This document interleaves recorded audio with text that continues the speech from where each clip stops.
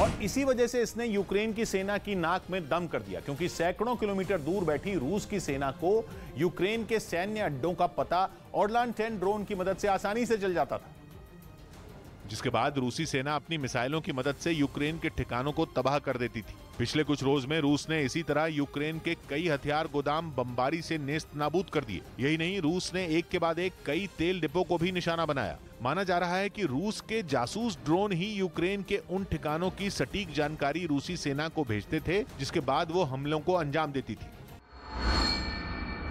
उधर रूसी सेना से भिड़ने के लिए यूक्रेन ने portable anti aircraft missile system का इस्तेमाल तेज कर दिया, जो उसे अमेरिका और दूसरे सहयोगी देशों से मिली। और इस घातक हथियार के जरिए यूक्रेन के सैनिक छिपकर रूसी सेना के हेलीकॉप्टर और टैंकों को आसानी से निशाना बना रहे हैं। यही नहीं, वजन कम होने की वजह से इसे आसानी के साथ कहीं भी ले जाया जा सकता है। ये मिसाइल सिस्टम लोहे के पाइप जैसा दिखता है, जिसके अंदर मिसाइल डाली जाती है और फिर कंधे पर रखकर इसे चलाया जाता है। ट्रिगर दबते ही इससे निकली मिसाइल दुश्मन पर काल बनकर टूट पड़ती है।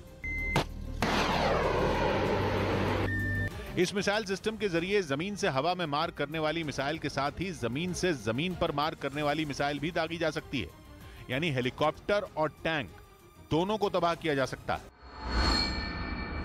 वहीं जंग के मोर्चे पर यूक्रेन ने रूस की सेना के काफिले पर बड़ा हमला करने का दावा किया। इस हमले में पुतिन की पलटन को काफी नुकसान पहुंचा और इन्हीं जोरदार धमाकों से रूसी सेना की गाड़ियों के परखचे उड़ गए। इसके बाद वहां जमीन से काले धुएं का गुबार आसमान की तरफ उठता दिखा। यूक्रेन ने दावा किया कि उसने रिमोट कंट्रोल के जरिए इन धमाकों को अंजाम दिया। इससे पहले वहां सड़क पर गाड़ियों की एक लंबी कतार आगे बढ़ती दिखी, लेकिन कुछ दूर पहुंचते ही वहां एक के बाद एक कई धमाके हो गए और पल भर में उस सड़क से गुजर रहा ये काफिला राख के ढेर में बदल गया। हालांकि इस दौरान धमाकों की चपेट में आने से बची कई गाड़ियों ने अपना सफर जारी रखा। उधर यूक्रेन ने रूस की सेना के एक कमांडर को लेकर बड़ा दावा किया। वो ये कि रूसी फौज के कमांडर ने गोली मारकर खुदकुशी कर ली, क्योंकि उनको पता चल गया था कि उनकी यूनिट के पास जो रिजर्व टैंक हैं उनमें 90% युद्ध के मैदान में नहीं उतर सकते।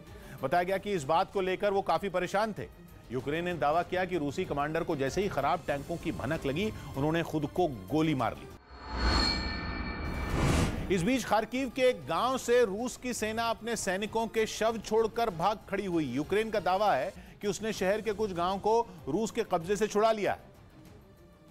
और इसी का नतीजा है कि रूस की सेना अपने कुछ फौजियों के शव छोड़कर वहां से उल्टे पांव लौट गई। वहां से जो तस्वीरें सामने आई उनमें खार्किव के उस गांव में हर दूसरे कदम पर रूस के सैनिकों के शव नजर आए। वहां सब कुछ तबाह दिखा, चारों तरफ सिर्फ बर्बादी दिखाई दी। और उसी के बीच रूस के फौजियों के शव भी, जंग का हिस्सा रहे उन रूसी सैनिकों के शव जहां तहां पड़े रह गए। कुछ सड़क पर और कुछ शव गड्ढे के अंदर। न केवल शव बल्कि जेड का निशान वाले कुछ रूसी टैंक भी वहां कबाड़ में बदले दिखे।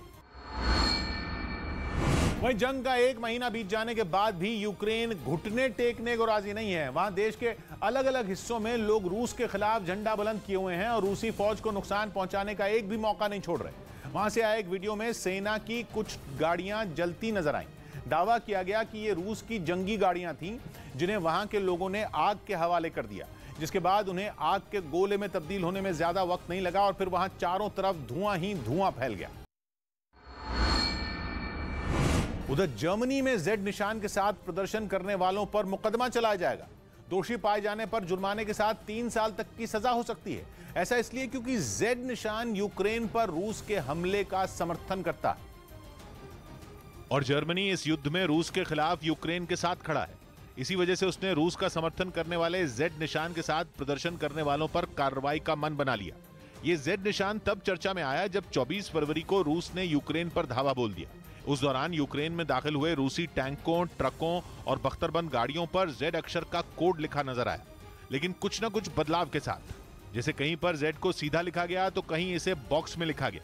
कुछ गाड़ियों पर जेड को एक त्रिकोण के अंदर लिखा गया। बाद में ये जेड निशान पूरी दुनिया के लिए एक रहस्य बन गया। जैसे जैसे जंग आगे बढ़ी तो ये निशान रूस के युद्ध का प्रतीक बन गया। इसी वजह से जब कतर की राजधानी दोहा में रूसी जिम्नास्ट इवान कुलियक ने आर्टिस्टिक जिम्नास्टिक्स के एपरेटस वर्ल्ड कप के फाइनल में जेड लिखा सूट पहनकर प्रदर्शन किया तो वहां हंगामा खड़ा हो गया था। लेकिन दुनिया के सामने सवाल यह था कि आखिर पुतिन को अपने टैंकों और दूसरी गाड़ियों पर जेड लिखने की जरूरत क्यों पड़ी और इस कोड का मतलब क्या है।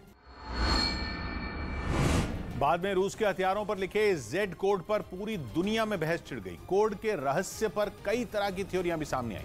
जिनमें पहली थ्योरी यह कि युद्ध के दौरान इस कोड का मतलब इस्तेमाल इसलिए किया गया ताकि रूसी सेना गलती से अपनी गाड़ियों और टैंकों को निशाना न बना दे। ऐसा इसलिए क्योंकि रूस और यूक्रेन के टैंक ही नहीं बल्कि जवान भी एक जैसे दिखते हैं। लेकिन एक दूसरी थ्योरी के मुताबिक इस तरह के निशान का इस्तेमाल रोजगवर्दिया ट्रूप्स के लिए किया जाता है, जिसका मतलब रशियन नेशनल गार्ड से।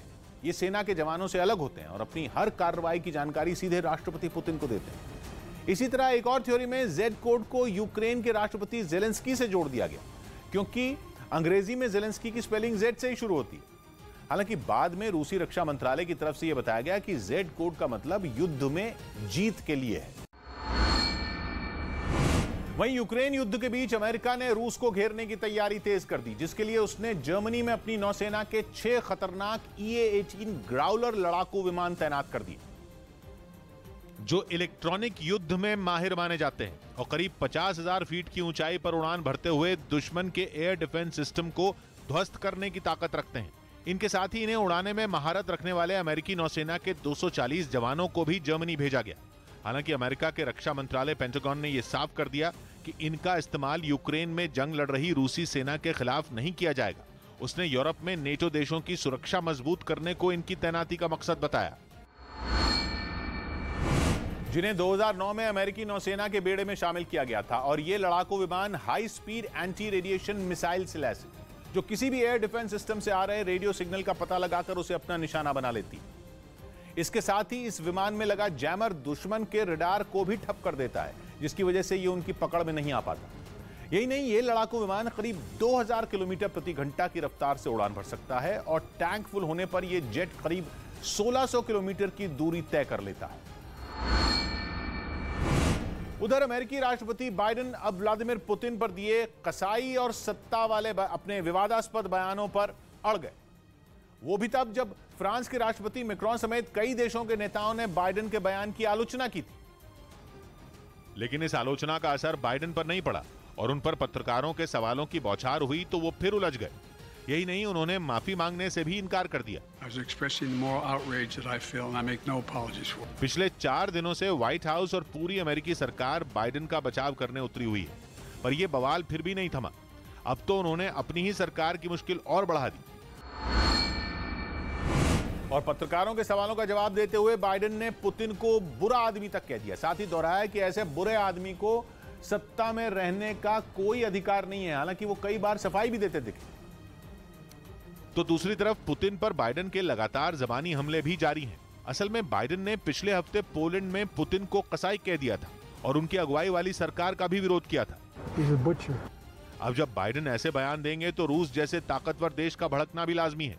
ऐसे में रूस ने फिर चेतावनी दी कि अमेरिकी राष्ट्रपति के इन बयानों से दोनों देशों के रिश्तों पर बड़ा असर पड़ सकता है। वहीं रूस के विदेश मंत्री सर्गेई लावरोव ने अमेरिका समेत दुनिया के कई देशों को वीजा प्रतिबंधों के जरिए पलटवार की धमकी दी। उन्होंने यूक्रेन हमले के बाद पश्चिमी देशों की तरफ से लगाए गए आर्थिक प्रतिबंधों पर नाराजगी जताई और इसका जवाब देने के लिए एक और सूची तैयार कर ली। पुतिन सरकार जल्द रूस के वीजा नियमों में बदलाव कर सकती है। इसके तहत अब रूस के विरोधी देशों के लिए वहां का वीजा मिलना मुश्किल हो जाएगा। जिन दुश्मन देशों की लिस्ट तैयार की गई उनमें अमेरिका, ब्रिटेन, जापान और दक्षिण कोरिया समेत कई देशों के नाम शामिल किए गए। यही नहीं, रूस ने पश्चिमी देशों को आने वाले दिनों में और सख्त प्रतिबंधों के लिए भी तैयार रहने को कहा। पुतिन सरकार ने यह कार्रवाई इसलिए की क्योंकि पिछले दिनों अमेरिका समेत कई पश्चिमी देशों ने रूस के 500 से ज्यादा कारोबारियों और नेताओं पर प्रतिबंध लगा दिया था। उधर जंग के बीच यूक्रेन से दूसरे देशों में पलायन करने वाली कई महिलाएं मुश्किल हालात में फंस गईं। खबर है कि यूक्रेन में युद्ध छिड़ने के बाद बड़ी तादाद में महिलाओं ने भी अपना देश छोड़कर दूसरे मुल्कों में शरण ली, लेकिन बताया गया जा रहा है कि वहां उनमें कई महिलाओं के साथ गलत व्यवहार किया गया। ये आरोप उन देशों के कुछ नागरिकों पर ही लगे जिन्होंने मदद देने की आड़ में हैवानियत की सारी हदें पार कर दी। बताया गया कि इसी महीने मार्च में पोलैंड के एक नागरिक ने यूक्रेन की रहने वाली 19 साल की एक लड़की का रेप किया, जिसके आरोप में उसे गिरफ्तार कर लिया गया। न सिर्फ यूक्रेन की महिलाएं दूसरे देशों में ये सब कुछ झेलने को मजबूर हैं, बल्कि यूक्रेन के बच्चों से काम कराने के लिए उनकी तस्करी की भी खबर है। वही खबर है कि तुर्की में बैठक के बाद पुतिन और जेलेंस्की की मुलाकात हो सकती है। यह दावा यूक्रेन की ओर से किया गया। रूस और यूक्रेन के बीच 28 फरवरी, 1 मार्च और 7 मार्च को भी बात हुई थी, लेकिन उसका कोई नतीजा नहीं निकला। लेकिन खबर है कि चौथे दौर की बैठक के बाद दोनों देशों के बीच की दुश्मनी की बर्फ थोड़ी पिघली। इससे पहले दोनों देशों के प्रतिनिधि तुर्की पहुंचे। रूस का प्रतिनिधिमंडल विमान से इस्तांबुल पहुंचा और बातचीत के लिए रवाना हुआ। थोड़ी ही देर बाद यूक्रेन के प्रतिनिधि भी वहां पहुंचे और बातचीत के लिए रवाना हुए। जंग के बीच हुई बैठक के बाद यूक्रेन ने दावा किया कि पुतिन और जेलेंस्की की मीटिंग हो सकती है। यही नहीं, मीटिंग से पहले रूस ने सैन्य गतिविधियां कम करने का ऐलान कर सबको चौंका दिया, जिसके मायने ये निकाले गए कि रूस अपना रुख थोड़ा नर्म कर रहा है। और बैठक के बाद आई खबरों से भी ये संकेत मिले कि रूस के तेवर नर्म पड़े हैं। कहा जा रहा है कि युद्ध विराम के ड्राफ्ट में रूस की 3 बड़ी मांगों का जिक्र ही नहीं है, जिसके बाद अटकलें लगी कि रूस शायद अपनी कुछ मांगों से पीछे हटने पर सहमत हो गया। कहा जा रहा है कि जिन 3 बड़ी मांगों से रूस पीछे हटने को माना, उनमें एक ये है कि यूक्रेन में नेतृत्व परिवर्तन नहीं होगा, यानी जेलेंस्की यूक्रेन के राष्ट्रपति बने रहेंगे। वहीं खबर है कि रूस यूक्रेन में उसकी सेना का अस्तित्व बनाए रखने पर भी सहमत हो गया है। इसके अलावा यह भी खबर है कि ड्राफ्ट में यूक्रेन में रूस की भाषा को कानूनी सुरक्षा देने का कोई जिक्र नहीं है। कहा जा रहा है कि बैठक में यह भी तय हुआ कि जो बातचीत होगी उसके गारंटर देश अमेरिका, फ्रांस, तुर्की और जर्मनी जैसे देश हो सकते हैं। इस बीच बैठक के बाद शांति की ओर बढ़ने का संकेत देने वाली कुछ तस्वीरें भी सामने आई। रूस ने कहा था कि वो कुछ इलाकों से सैन्य गतिविधियां कम करेगा, जिनमें कीव और चर्निव जैसे इलाके शामिल हैं। इस ऐलान के बाद कुछ ऐसी तस्वीरें भी सामने आईं जिनमें रूस की सेना यूक्रेन की सीमा से बेलारूस की ओर जाती दिखी।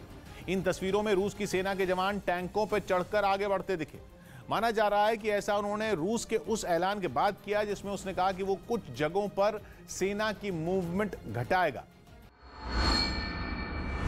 वहीं दावा है कि उत्तरी यूक्रेन के बंद पड़े चेर्नोबिल परमाणु प्लांट पर कब्जा किए बैठे रूस के सैनिकों के शरीर में रेडिएशन फैल गया है।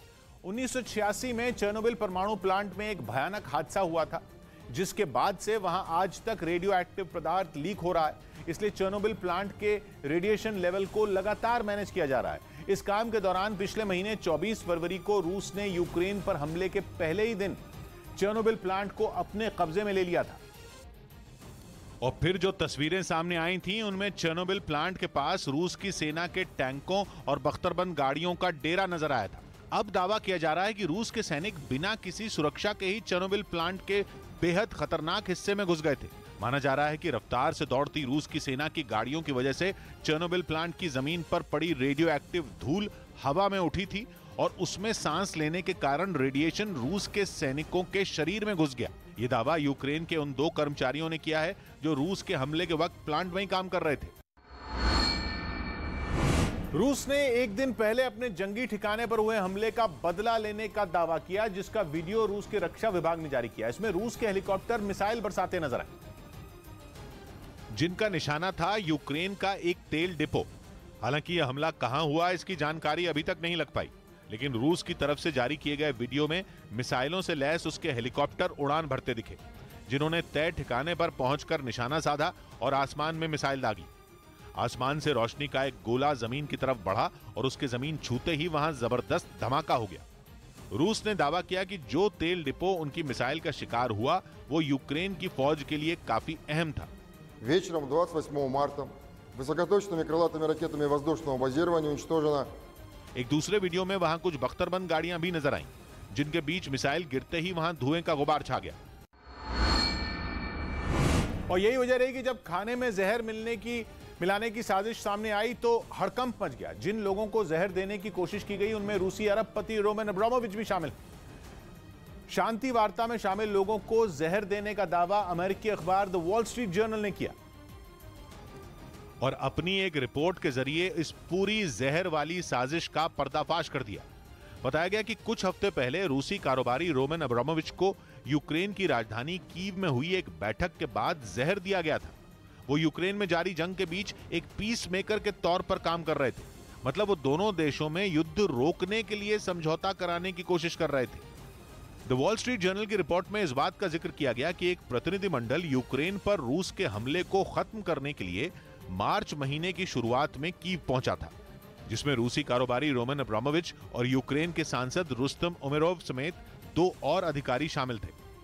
यहां हुई बैठक के बाद इन लोगों में कुछ अजीब से लक्षण दिखाई देने लगे। और बैठक खत्म होने के बाद उस प्रतिनिधिमंडल में शामिल सभी लोग राजधानी कीव के एक अपार्टमेंट में आराम करने चले गए थे। लेकिन जब सुबह हुई तो उनमें कई तरह के लक्षण उभरने लगे। उनकी आंखें लाल और सूजी हुई थी, पूरे शरीर में दर्द हो रहा था, उनके चेहरे और हाथों की खाल निकलने लगी थी। इतना ही नहीं, रूसी कारोबारी रोमन अब्रामोविच को कुछ देर के लिए दिखना तक बंद हो गया था। इसके बाद सभी को तुर्की के एक अस्पताल में भर्ती करवाया गया, जिसके बाद ये पता